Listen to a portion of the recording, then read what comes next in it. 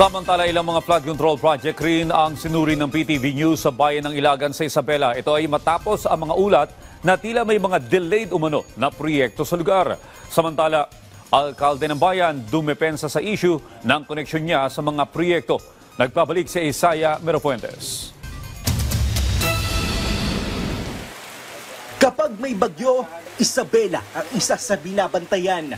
Malapit kasi ang lalawigan sa Cagayan River na umaapaw tuwing malakas ang pag-uulan. Nakaharap din ang probinsya sa Pacific Ocean. Isa sa labis na naapektuhan ang bayan ng Ilagan. Tatakot po kasi kami dahil lumalaki po yung ilog, gumuguho po yung lupa, mas lalo po may mga anak ako.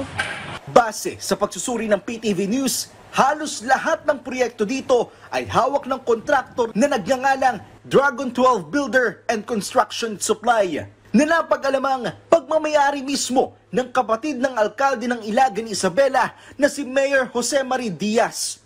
Ayon sa ilang mga ulat, tila may mga delayed projects sa lungsod. Ang mga aligasyon naman, sinanag mismo ni Mayor Diaz. Wala raw siyang kinalaman na negosyo na pagmamayari ng kanyang kapatid. Unang-una sa lahat, kahit kapatid ko po yan, kontraktor, kumpanya po niya yan, wala akong involvement dyan.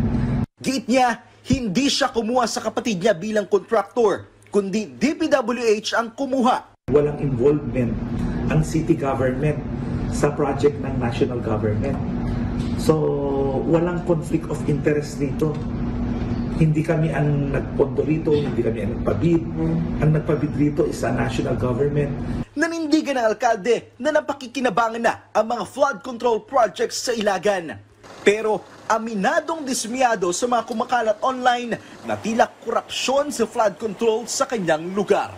Isaya Merofuentes para sa Pambansang TV sa Bagong Pilipinas.